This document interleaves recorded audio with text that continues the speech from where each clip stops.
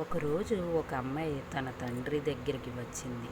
నాన్న, నేను ఈ కష్టాలు పడలేను. నాకు జీవితం అంటే విసుగొస్తుంది. నాకే ఇన్ని కష్టాలు రావాలా అంటూ తన బాధలో చెప్పుకుంటూ వెక్కి వెక్కి ఏడవడం మొదలుపెట్టింది. తండ్రి మౌనంగా విన్నాడు. ఏం మాట్లాడలేదు. చిన్నగా నవ్వుకుంటూ వంటింట్లోకి నడిచాడు. గ్యాస్ పొయ్యి మీద ఉన్న 3 బర్నెల మీద 3 గిన్నెలు పెట్టాడు. వాటిలో నీళ్లు పోసి ఒక దానిలో బంగాళదుంపలు, మరొక దానిలో కోడిగుడ్లు, ఇంకో గిన్నెలో కాఫీ గింజలు వేశాడు. తండ్రి తనతో అలా నిర్లక్ష్యంగా ఉండడం, ఏం మాట్లాడకుండా చేస్తున్న పని మీద కోపం వస్తున్నా అలాగే చూడసాగింది ఆ అమ్మాయి.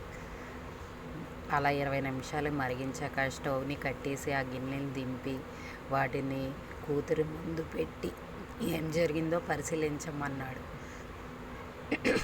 నాన్న అలా ఎందుకు చేశాడా పని అని అయోమయంగా ఉన్న ఆ కూతురు వాటిని పరిశీలించక అంది. ఏముంది, దుంపలు మెత్తబడ్డాయి, గుడ్లు గట్టిపడ్డాయి, కాఫీ డికాషన్ వచ్చింది. అయినా ఇదంతా నన్ను ఎందుకు అడుగుతున్నావు నాన్న అంది. అప్పుడు ఆ తండ్రి చిన్నగా నవ్వి, ఆ మూడింటికి ఒక రకమైన ప్రతికూలతలు ఎదురయ్యింది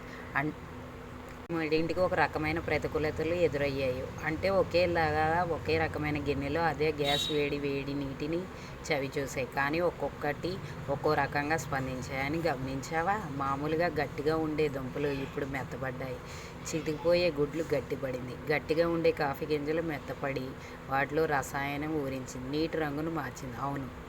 అవునా? ఇప్పుడు చెప్పు, వీటిలో నువ్వు ఎలా ఉండాలనుకుంటున్నావు? మెత్తపడిపోతావా, గట్టిపడిపోతావా?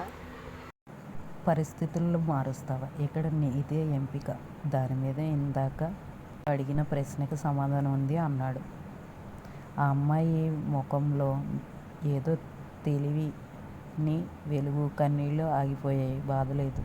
దాని బదులుగా ఆ కన్నీళ్ళలో అంతులేని ఆత్మవిశ్వాసం కనిపించింది. నాన్న, you are my real hero.